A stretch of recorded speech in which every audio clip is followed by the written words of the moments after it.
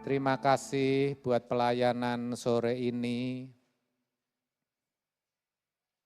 Luar biasa Bapak Ibu Saudara diberkati sepanjang minggu ini.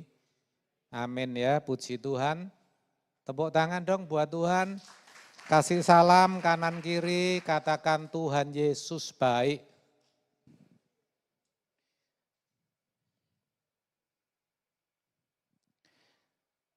Bapak Ibu Saudara yang terkasih, ada satu hal yang Bapak Ibu harus mengerti dengan baik di hari-hari ini, yaitu bahwa kesulitan, kesukaran itu merupakan bagian yang tak terpisahkan dalam setiap hidup manusia. Siapapun kita, tua muda, kaya miskin, imam, awam, terpelajar atau tidak, semua mengalami yang namanya masalah. Bahkan kesulitan hidup, pergumulan, kesukaran atau masalah itu ada tiap-tiap hari. Jadi tidak heran kalau Tuhan Yesus dalam khotbahnya yang di bukit, dia menyampaikan bahwa kesusahan sehari cukup untuk sehari. Jadi tiap hari pasti manusia mengalami yang namanya apa? Kesulitan. Yang setuju katakan amin. Bahkan sudah sejak dulu, bahkan sudah sejak sebelum Tuhan Yesus datang ke dalam dunia, kesulitan selalu ada dalam hidup setiap manusia. Dan itu juga dialami oleh orang tua daripada Tuhan Yesus sendiri. Dan kali ini kita akan melihat apa yang dialami oleh Yusuf. Seperti yang tertulis dalam Matius 1 ayat 18 sampai 24, Saudara. Agak panjang, tapi kita akan baca terlebih dahulu dari ayat 21 sampai ayat 23. Demikian bunyinya, ia akan melahirkan anak laki-laki dan engkau akan menamakan dia Yesus. Karena dialah yang akan menyelamatkan umatnya dari dosa mereka. Hal itu terjadi supaya genaplah yang difirmankan Tuhan oleh Nabi. Sesungguhnya anak darah itu akan mengandung dan melahirkan seorang anak laki-laki. Dan mereka akan menamakan dia Immanuel, yang berarti Allah menyertai kita. Ayat ini dituliskan ketika Yusuf baru saja bertunangan dengan seorang dara yang bernama Maria. Mereka khususnya dalam konteks ini Yusuf sudah mengalami persoalan kesulitan hidup yang sangat besar. Bapak Ibu Saudara perlu ketahui bahwa yang namanya pertunangan pada saat itu dalam budaya orang Yahudi itu setara dengan pernikahan seperti yang terjadi atau yang kita alami dalam kehidupan bermasyarakat kita. Bedanya hanya belum tinggal serumah. Istilah dalam budaya Yahudi waktu itu disebut kidusin. Jadi ada 2 tahap atau sesi pernikahan. Yang pertama namanya kidusin. Jadi mereka bertunangan dan secara hukum itu sudah sah menjadi suami istri. Tetapi belum tinggal serumah. Dan tahapan yang kedua adalah tahapan final, tahap akhir di mana kedua pasangan itu tinggal serumah, itu namanya nisuin, Bapak Ibu Saudara. Nah, tadi saya katakan bahwa Yusuf pada awal pertunangannya sudah mengalami satu persoalan kesulitan hidup yang luar biasa. Kesulitan itu muncul ketika ia mendengar bahwa Maria tunangannya itu ternyata sudah mengandung. Dan itu dicatat di dalam ayat yang ke-18. Dikatakan waktu Maria ibu Yesus bertunangan dengan Yusuf, ternyata ia mengandung. Jadi sangat jelas Maria sedang mengandung ketika bertunangan dengan Yusuf. Bapak Ibu, dari ayat-ayat kalau kita baca di Matius 1 ayat 18 sampai 24, kita bisa mengetahui siapa sebenarnya Yusuf. Yusuf bukan laki-laki yang acak-acakan, yang sembarangan, tapi adalah laki-laki yang baik, yang bertanggung jawab. Dikatakan di ayat yang ke-19, ia adalah orang yang tulus hati. Artinya Yusuf hidup benar di hadapan Allah. Itu dicatat di ayat yang ke-19. Tentu karena Yusuf adalah orang baik-baik, maka ketika dia mendengar Maria tunangannya mengandung, ini menjadi satu masalah besar. Ini menggoncang hatinya saudara. Kenapa? Karena Yusuf sangat mengasihi, bahkan sangat mencintai Maria. Coba kita sebentar berusaha menghayati momentum atau kejadian ini, saudara. Saya tahu Bapak Ibu Saudara tidak mengalami, tetapi cobalah kita menghayati bagaimana hati daripada Yusuf saat itu. Saya percaya hancur. Ya, kalau lagu pada saya waktu masih muda itu ada lagu Hati Hancur Jadi Debu, ya. Mungkin nyanyinya itu, saudara, ya. Gak karu-karuan, hati ini gak karu-karuan, bingung, takut, khawatir, cemas, dan banyak lagi. Saya kira sangat sulit untuk menggambarkan keadaan daripada Yusuf itu. Penuh dengan keraguan-raguan. Tetapi di tengah kesulitan yang dihadapinya pada waktu itu. Maksud saya ketika dia mendengar tunangannya itu mengandung, dia coba di tengah kebingungannya itu mencari jalan.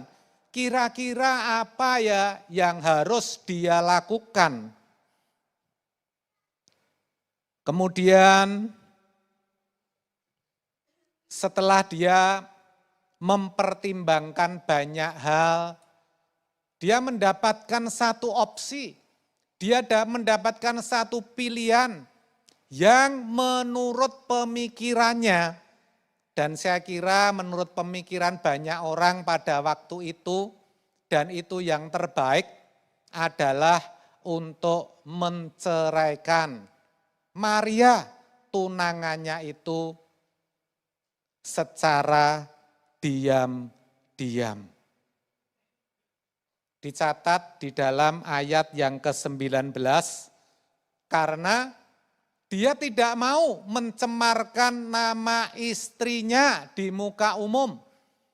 Jadi dia bermaksud untuk menceraikannya dengan diam-diam.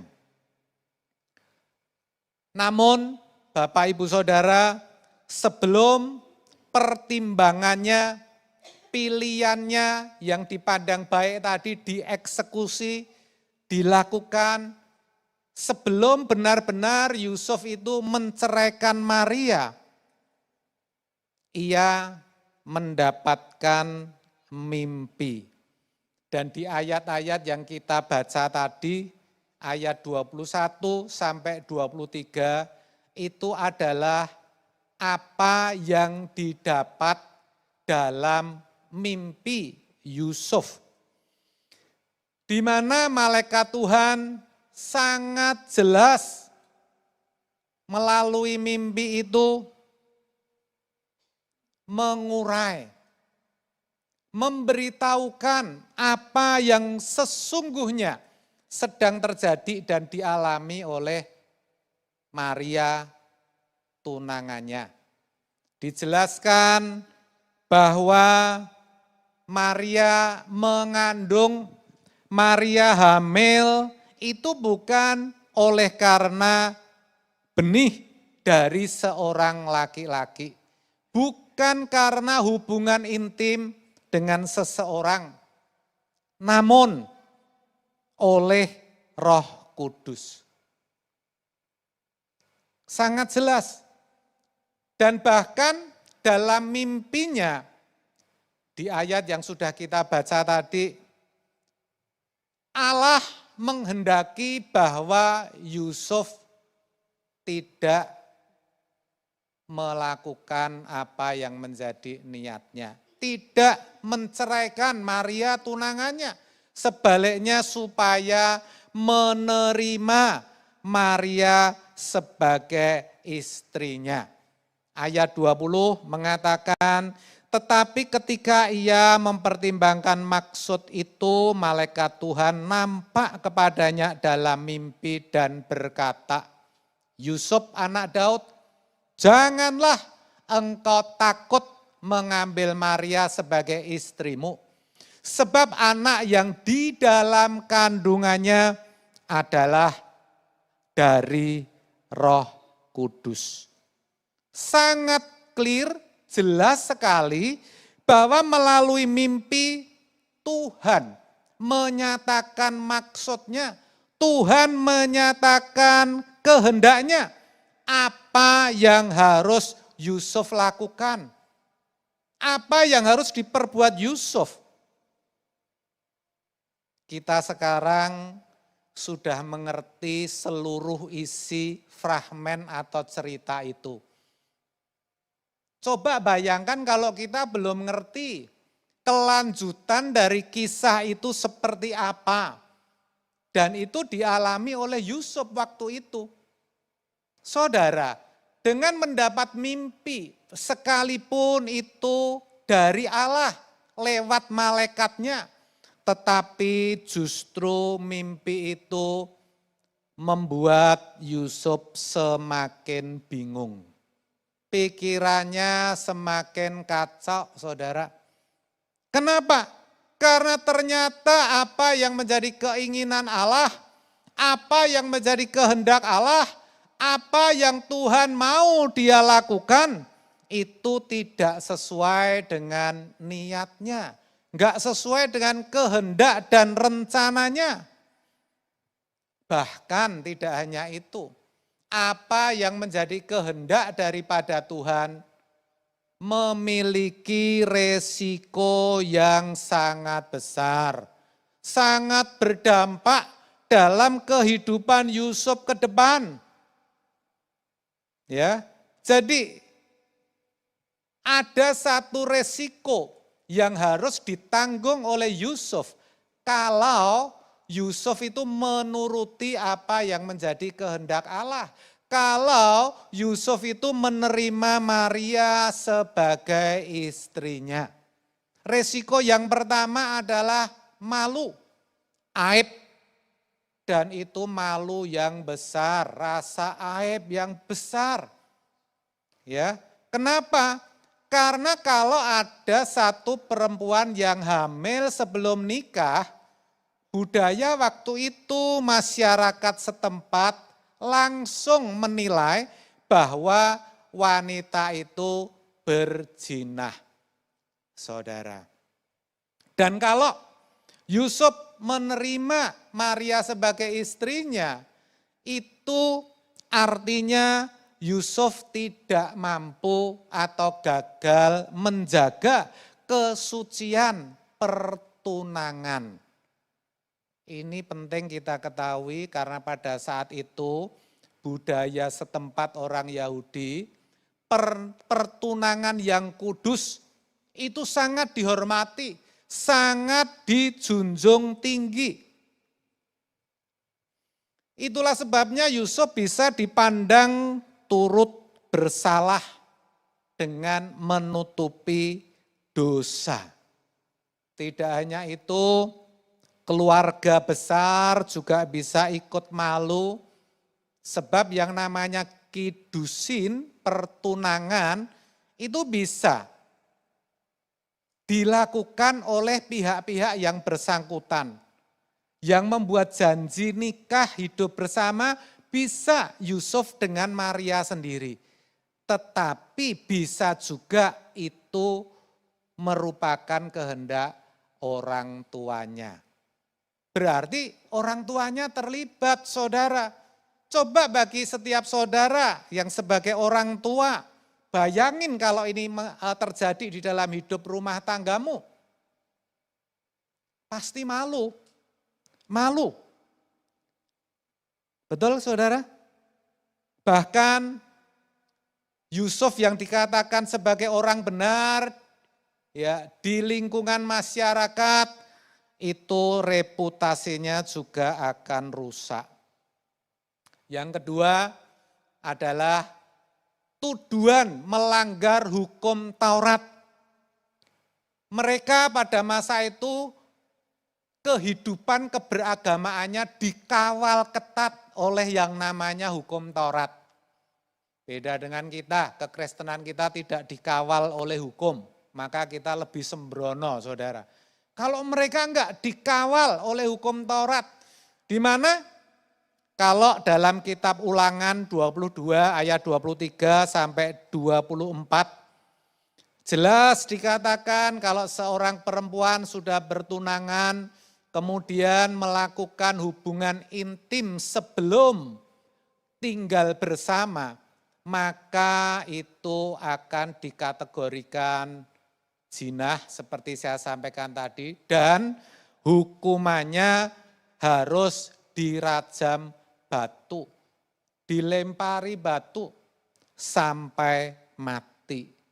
Berarti dengan menerima Maria, atau dengan kata lain kalau Yusuf tidak melaporkan keadaan tunangannya itu, Yusuf bisa dianggap melanggar hukum.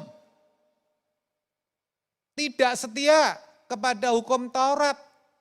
Ya, dan itu akan menodai kemurnian komunitas yang ada. kemurnian masyarakat pada waktu itu, saudara. Ini resiko yang berat. Dan resiko yang selanjutnya adalah Yusuf akan dianggap sebagai ayah biologis dari anak itu. Enggak apa-apa no Pak, dipandang sebagai ayah biologis, toh ayahnya Tuhan Yesus, itu kan saudara sudah tahu isi cerita lengkapnya saudara. Coba kalau saat itu, coba saudara bayangkan di posisi Yusuf. Ya, di mana kalau dia dipandang sebagai ayah biologis daripada Tuhan Yesus, namun di balik itu ya ada berkembang ya pandangan bahwa Yesus ini sudah melakukan hubungan intim sebelum tinggal bersama, dan itu menodai kehormatan Yusuf sebagai seorang laki-laki. Ini juga berat, ini juga resiko yang tidak ringan. Dan yang keempat, mestinya Yusuf mengalami stres, ya, tekanan batin dan konflik emosional. Stres. Dan saya percaya fisik Yusuf bisa melemah karena stresnya itu. Stres, kenapa? Ya, karena akan dipandang keputusannya itu tidak masuk akal. Kalau Yusuf menerima Maria sebagai istrinya itu tidak masuk akal. Soalnya jelas-jelas Maria sudah mengandung dan itu bukan benih daripada Yusuf. Itu pasti jadi tekanan batin, mental. Orang akan berpikir, iya kalau anaknya dia. Kalau bukan. Ada keraguan di dalam masyarakat. Dan itu menjadi tekanan di dalam hati daripada Yusuf. Yusuf sendiri juga senantiasa akan hidup dalam kebimbangan, keraguan-raguan. Dia melihat seorang anak, tetapi dia tahu kalau itu sebetulnya bukan anak kandungnya. Enggak gampang loh saudara. Enggak gampang. Ya. Dan yang kelima, kemungkinan kerugian ekonomi dan reputasi. Kita tahu bahwa Yusuf adalah seorang tukang kayu. Betul ya? Dia pasti punya pelanggan. Namanya rusak di pemandangan para pelanggannya. Bukan tidak mungkin dalam kehidupan bermasyarakat dia mulai dikucilkan, direndahkan, ya, dijauhi. Bukan tidak mungkin reputasinya di sinagoga, di mana dia dipandang sebagai orang yang saleh, itu menjadi pudar.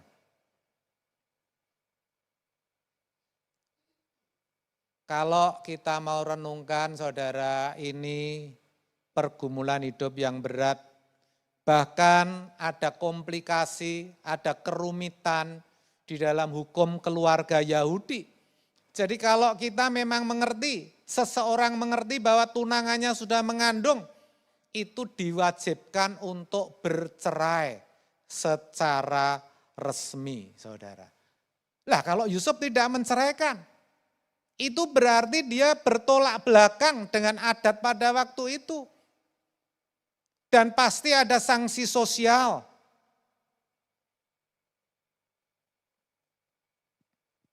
Itu resiko yang besar, saudara. Dan kalau kita perhatikan apa yang dialami Yusuf, kesulitan hidup ini, itu tidak hanya menyangkut kesulitan hidup dalam rumah tangga. tetapi juga dalam hal relasi, dalam hal sosial, dengan keluarga besar, dengan masyarakat. Tidak hanya itu, juga terkait dengan persoalan ekonomi, saudara. Karena dia seorang tukang kayu, bisa kehilangan pelanggan. Juga terkait dengan persoalan kelemahan fisik. Dia mengalami tekanan batin, stres, tubuhnya lemah, bukan tidak mungkin.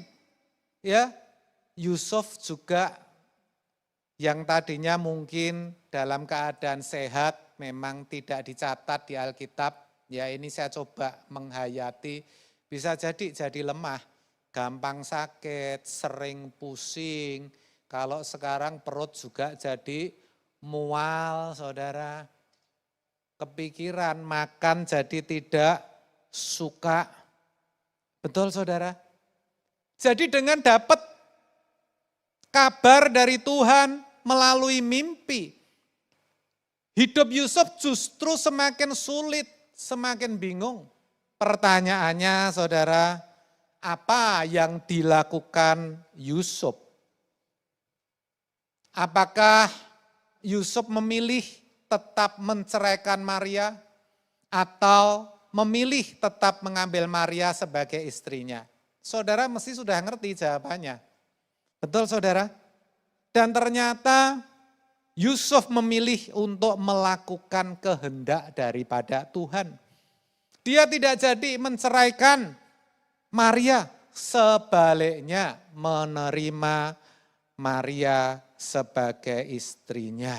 Dicatat di dalam Matius 1 ayat 24 dan 25 dikatakan Yusuf sesudah bangun dari tidurnya, Yusuf berbuat seperti yang diperintahkan malaikat Tuhan itu kepadanya. Ia mengambil Maria sebagai istrinya. Ya, saudara. Jadi sangat jelas dari fragmen kisah ini kita tahu betul bahwa Yusuf melakukan kehendak Tuhan dan bertekad hidup dalam rencananya. Gampang atau susah? Kalau kita bayangin, saudara, halo? Susah atau berat, saudara? Ya. Ternyata berat. Sekalipun ketika Yusuf mengerti bahwa itu beresiko, ketika itu berat, Yusuf tetap memilih untuk taat, saudara. Dan ketika Yusuf mengambil satu keputusan untuk taat, untuk melakukan kehendak daripada Tuhan, sekalipun dia tidak tahu ke depannya, sekalipun dari perhitungan-perhitungan yang dia tahu, hidupnya juga tidak akan menjadi aman, nyaman, dan semua berjalan dengan baik. Tetapi Yusuf tetap memilih untuk taat, katakan taat. Tetap memilih untuk melakukan kehendak Tuhan. Sekalipun ketika dia melakukan kehendak daripada Tuhan, dia harus menanggalkan keinginannya sendiri. Dia harus mematikan apa yang menjadi kehendaknya demi melakukan kehendak daripada Allah. Tapi Bapak Ibu Saudara sekalian, kisah ini sungguh luar biasa. Saya sangat-sangat diberkati.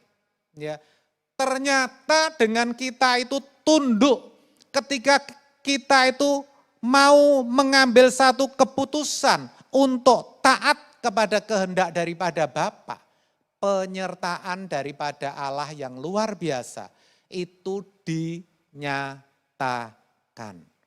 Dinyatakan, penyertaannya luar biasa. Ya. Yusuf mengalami itu. Dan itu jelas sekali. Ada banyak penyertaan, janji-janji Tuhan yang dinyatakan, yang dialami oleh Yusuf. Di antaranya adanya petunjuk ilahi. Penyertaan Tuhan melalui petunjuk malaikat seperti tadi kita baca di Matius 20 ayat 21.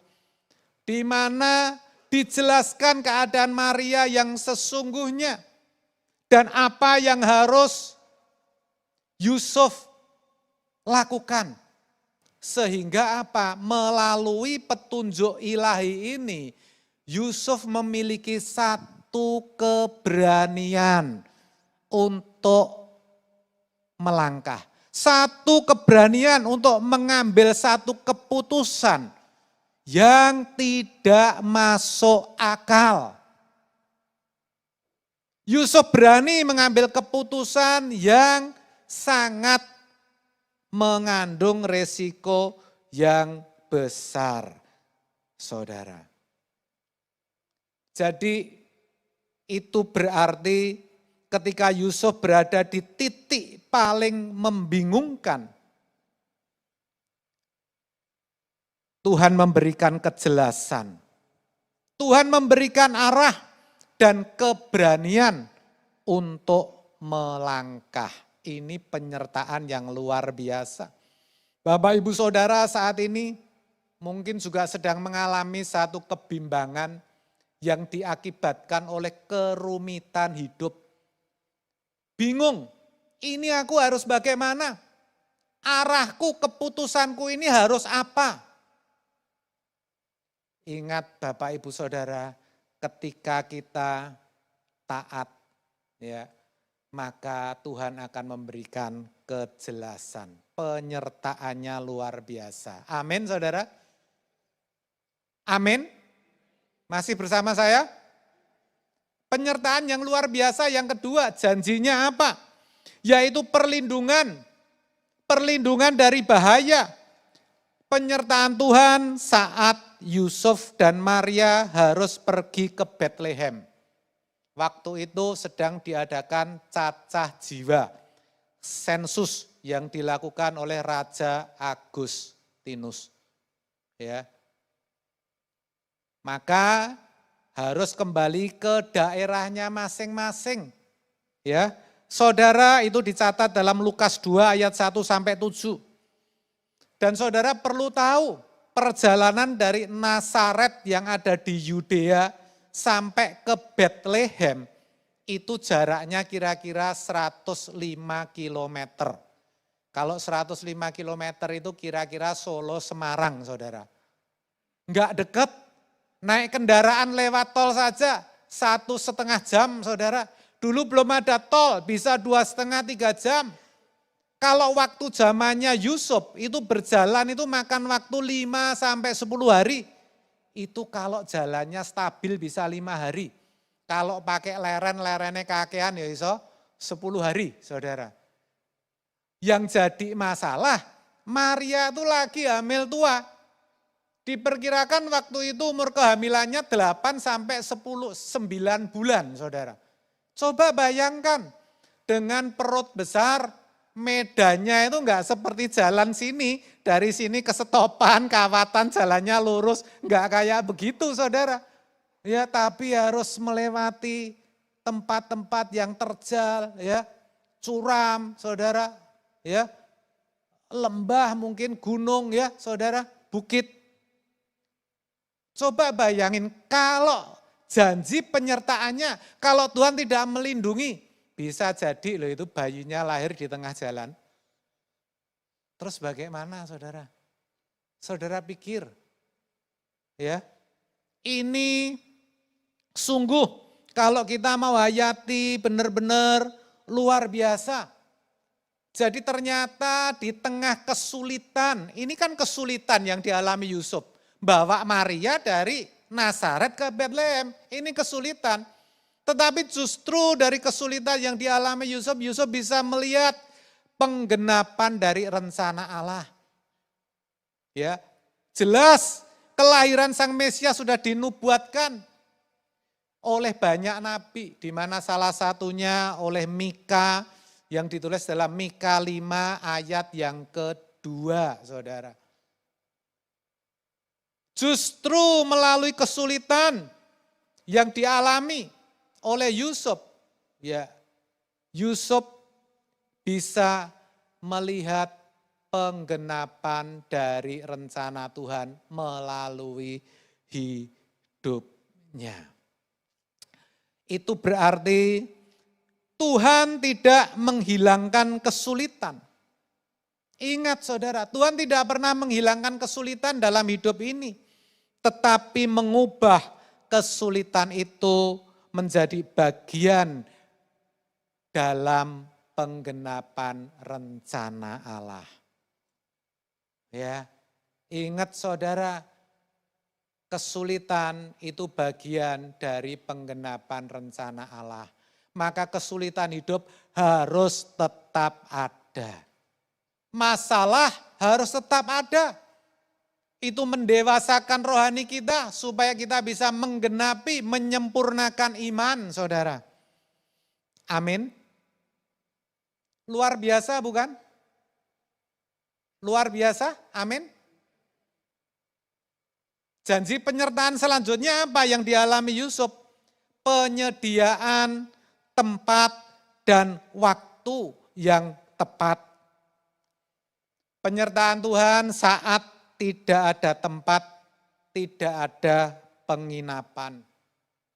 Bisa jadi ketika sampai ke Bethlehem, Yusuf berpikir dia adalah seorang ayah yang gagal.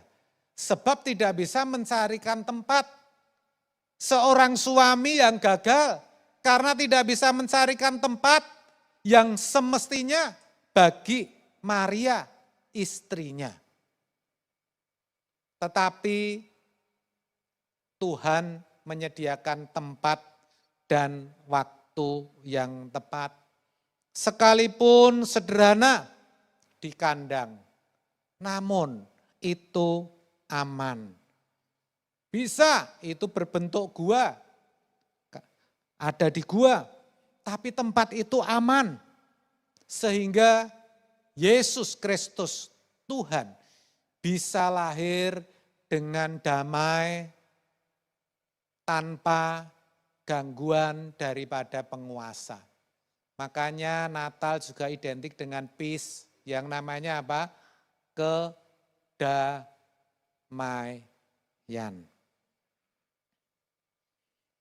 Dari sini kita mengerti bahwa ketika tiada jalan, Tuhan tetap membuka jalan. Amin.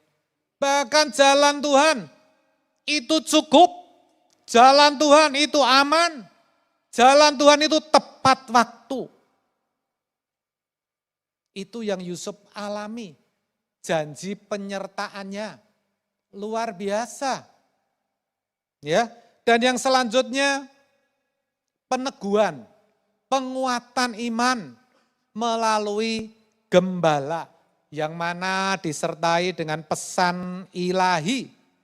Ya, dicatat dalam Lukas 2 ayat 8 sampai 20. Cukup panjang, saudara bisa baca. Tuhan mengutus para gembala, ya. Para gembala ditemui malaikat, diutus untuk menyampaikan kabar sukacita. Ketika para gembala berjumpa dengan bayi Yesus, itu merupakan peneguhan iman bagi Yusuf. Itu merupakan penguatan, penghiburan, bukti apa yang sudah diputuskan oleh Yusuf. Bukti bahwa apa yang sedang dijalani itu bukan sesuatu yang tidak berarti. Itu bukan sesuatu yang sia-sia. Jadi Tuhan menghibur melalui orang-orang yang diutusnya. Dan yang kelima, pemeliharaan ekonomi melalui orang Majus. Kita tahu Tuhan juga mengirimkan orang Majus di mana mereka mempersembahkan eman, apa? Emas, kemenyan dan apa? Mur. Ya, Bapak Ibu Saudara. Itu merupakan bentuk pemeliharaan ekonomi. Tadi saya sampaikan persoalan Yusuf juga menyangkut persoalan apa? Ekonomi. Itu meneguhkan bahwa Yesus, bayi Yesus adalah Raja. Dia adalah Tuhan. Dan secara praktis kemungkinan besar emas, kemenyan, dan mur ini merupakan sumber keuangan bagi Yusuf untuk melakukan perjalanan ke Mesir, saudara. Karena apa? Karena pada waktu itu kita tahu Raja Herodes memerintahkan untuk membunuh setiap bayi yang lahir di bawah usia berapa? 2 tahun. Ya dikejar sampai mana? Tetap dicari. Jadi di sini kita bisa mengerti bahwa Tuhan juga menyediakan kebutuhan keuangan, kebutuhan ekonomi Yusuf jauh sebelum dibutuhkan. Dan yang terakhir, saudara, penyertaan dalam setiap langkah penggenapan nubuat. Ya, yang pertama penyertaan Tuhan saat bahaya datang melalui Herodes, tadi sudah saya sampaikan, ya, sehingga keluarga Yusuf melalui petunjuk daripada malaikat, dia pergi ngungsi. Kemana saudara? Mesir. Ya, dicatat dalam Matius 2 ayat 13, malaikat Tuhan berkata, bangun, ambillah anak itu serta ibunya, larilah ke Mesir. Supaya apa? Genap apa yang menjadi rencana Allah. Genap apa yang sudah dinubuatkan. Ya, bayi Yesus itu betul-betul bisa selamat. Kalau saya renungkan, ini luar biasa ya, dituntun penyertaannya Tuhan itu luar biasa sekali. Bahkan sampai berapa lama harus tinggal di Mesir, atau kapan harus kembali ke Israel, itu juga diberi petunjuk oleh Tuhan melalui malaikat. Dituliskan dalam Matius 2 ayat 19-20, bangunlah, bawalah anak itu dan ibunya kembali ke tanah Israel. Bahkan arah lokasi yang aman. Ketika pulang, Tuhan mengarahkan Yusuf untuk tinggal di Nazaret, bukan di Yudea. Ya, Bapak Ibu Saudara, ini sungguh luar biasa karena apa? Di Yudea, di Israel waktu itu yang menggantikan Raja Herodes, Herodes sudah mati, maka Yusuf diperintahkan malaikat untuk bisa kembali, ya, tetapi yang menggantikan anaknya Arkelaus. Bisa jadi Arkelaus memiliki misi yang sama atau melanjutkan apa yang menjadi rencana dari bapaknya, membunuh ya setiap bayi. Maka diarahkan supaya kembali ke Nazaret, bukan ke Yudea. Saudara, ini luar biasa sekali. Artinya apa? Artinya penyertaan Tuhan itu memperlakukan Yusuf seperti ayah menjaga anak. Memberikan peringatan, arah, waktu yang tepat dan tempat yang aman. Juga penyertaan itu dialami Yusuf dalam tanggung jawabnya sebagai ayah. Kita tahu Yusuf diberi kehormatan untuk menamai bayi itu dengan nama Yesus. Itu artinya Yusuf punya satu otoritas ya daripada Allah. Yusuf diberikan satu kesempatan untuk membesarkan Yesus dalam kesalehan orang Yahudi, juga kemampuan dan hikmat menjalankan tanggung jawab sebagai orang tua yang sangat besar. Enggak gampang dipasrai tanggung jawab untuk memelihara seorang putra Allah, seorang Mesias, seorang juru selamat. Itu berarti Tuhan memperlengkapi Yusuf untuk melakukan hal-hal yang sebenarnya mustahil dilakukan oleh manusia. Jadi melalui kisah daripada Yusuf yang dituliskan di Matius 1 ayat 18 sampai 25 ini, kita melihat janji penyertaan Tuhan di tengah kesulitan hidup. Bapak Ibu Saudara, saat ini mungkin di antara Bapak Ibu Saudara juga sedang mengalami kesulitan hidup. Saya tentu tidak mengetahui secara pasti, bisa jadi masalah keuangan, ya. Sekarang apa-apa bertambah mahal, kebutuhan semakin banyak, tapi penghasilan tetap, bahkan dagangan sepi kalau yang kerja sendiri, penghasilan berkurang. Mungkin Bapak Ibu Saudara juga mengalami kesulitan hidup berupa kelemahan fisik, ya, sakit penyakit yang tidak kunjung sembuh, apalagi kalau usianya sudah setengah umur, seperti Bapak Ibu Saudara saat ini banyak yang sudah sepuh-sepuh, ya, ngerasain ini, ngerasain itu, mau berdiri susah, mau tidur pun nggak bisa. Susah ya saudara ya, berat. Mungkin juga dalam hal relasi, hubungan saudara antara orang tua dan anak sedang tidak baik-baik saja. Anak dengan orang tua, suami dengan istri, dengan rekan kerja di lingkungan kerja, di gereja dengan teman sepelayanan. Ya.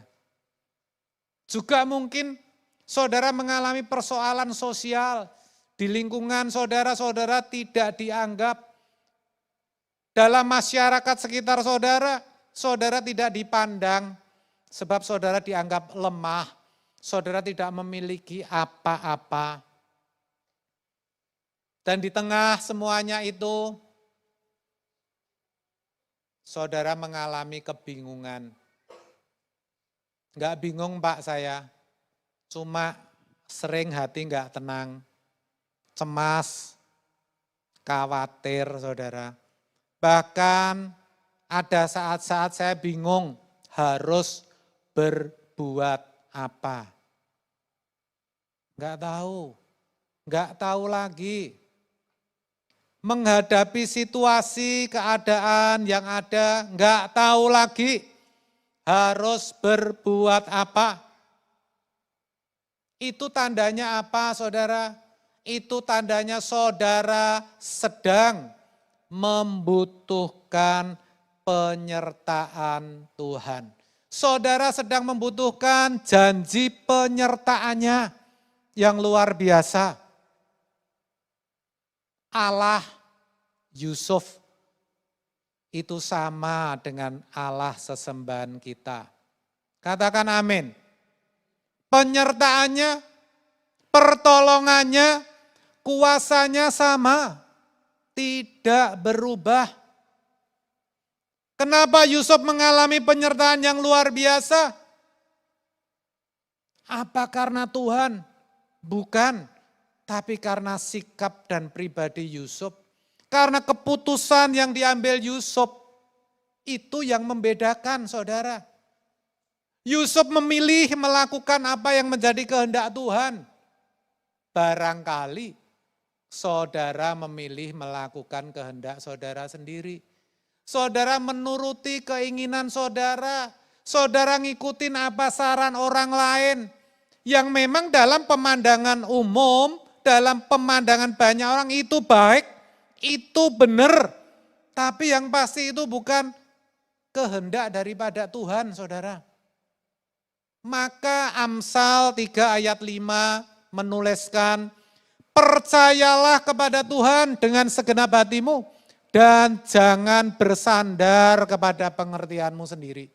Jangan ikutin keinginanmu sendiri, jangan ikutin maumu sendiri. Kalau mau mengalami penyertaan Tuhan. Saudara mau mengalami penyertaan Tuhan di tengah kesulitan hidup? Amin. Benar? Mau mengalami? Maka jangan ikutin kehendakmu, saudara. Ya, sekalipun tadi kita tahu ketika Yusuf itu memilih melakukan kehendak Tuhan, tidak serta-merta perjalanan hidupnya itu nyaman, aman. Betul, saudara? Ketika dia, oke, aku mau mengambil Maria sebagai istriku.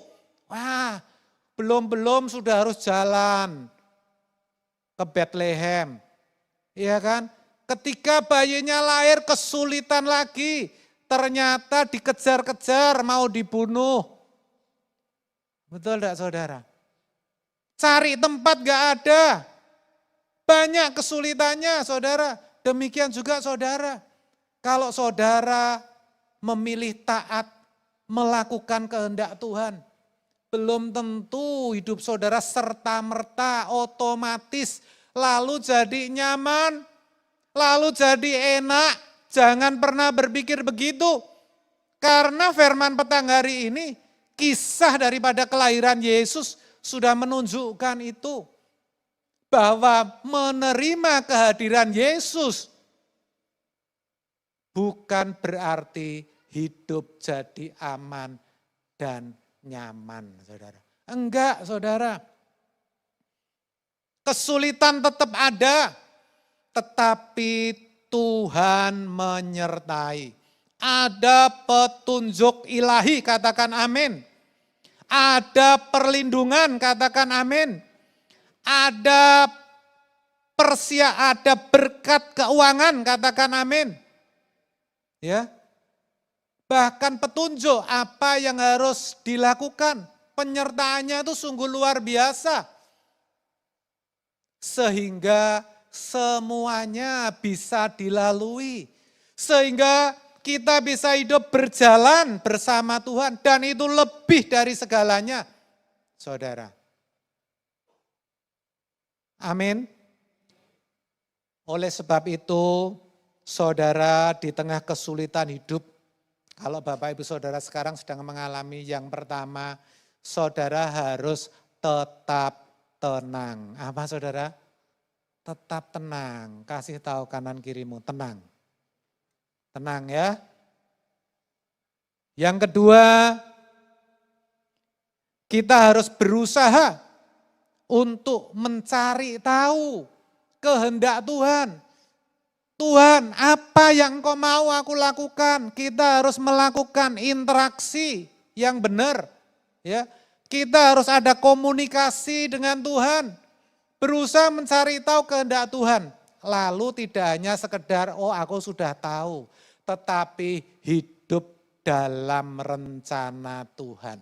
Sekalipun itu enggak masuk akal. Sekalipun itu kita dianggap tidak wajar oleh banyak orang. Enggak apa-apa, saudara. Tapi kita harus hidup dalam rencana Tuhan. Terus berdoa, tetap berdoa. Dan terus baca firman. Barui pikiranmu dengan firman. Masuki firman, baca terus firman, doa, lalu baca firman. Tuhan pasti kasih tahu bagian mana ayat yang saudara harus baca. Baca. Sampai saudara benar-benar bisa menemukan ya Tuhan berbicara dan menunjukkan apa yang harus dilakukan. Pasti Tuhan kasih tahu. Allah bekerja dalam segala sesuatu. Ya, Allah hadir dalam setiap peristiwa. Dia pasti berbicara. Dia pasti kasih petunjuk. Oleh sebab itu, jangan ragu, lakukan. apa yang difirmankan Tuhan petang ini. Dan di tengah kesulitan hidup, saudara akan mengalami penyertaannya yang luar biasa. Dan percaya semua bisa dilalui. Amin. Katakan sebelah sebelahmu, pasti bisa dilalui. Pasti bisa. Pasti bisa ya, katakan dengan senyum ya. Jangan cemberut kayak begitu ya, diulang. Pasti bisa dilalui ya. Tuhan Yesus memberkati ya, mari pemuji bisa maju ke depan ya.